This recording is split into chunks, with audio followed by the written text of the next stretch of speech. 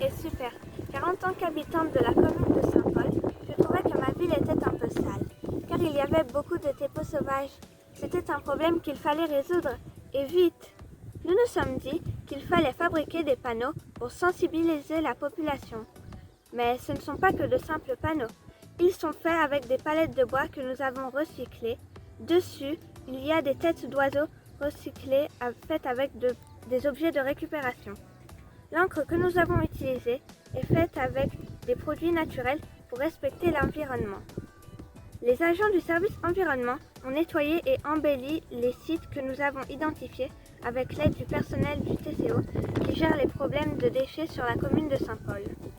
Ce fut aussi un plaisir de découvrir le fonctionnement et la mise en place d'un journal télévisé.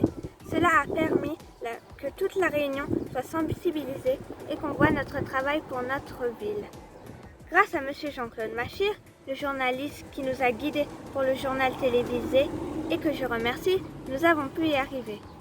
Je remercie aussi l'association Les Rencontres Alternatives qui œuvre pour le développement durable et le TCO et tous les habitants de la commune de Saint-Paul, grâce à eux, qui ont permis de concrétiser ce sublime projet en arrêtant de jeter leurs déchets.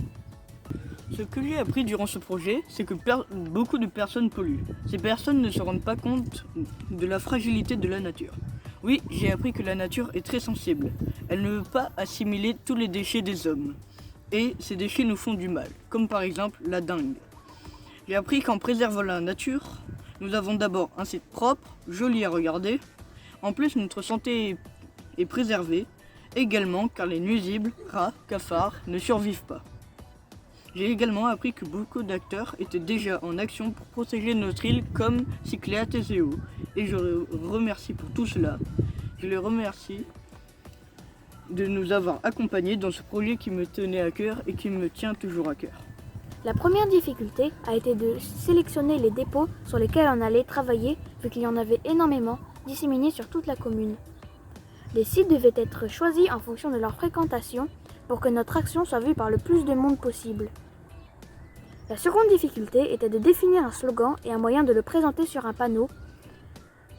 Et le slogan, donc, il devait être en français et en créole, facile à retenir, plaisant et sans être trop directif. Les panneaux devaient être jolis pour mettre en valeur le site tout en étant en matériaux recyclés.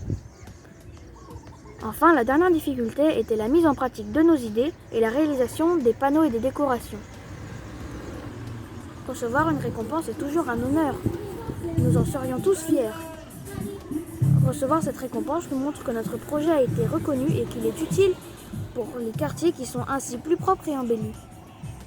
Enfin, cette récompense démontre bien que la participation des jeunes à la vie de la commune est utile, importante et efficace. Toute l'équipe du CCEJ a appris énormément et s'est beaucoup amusée au cours de cette expérience valorisante.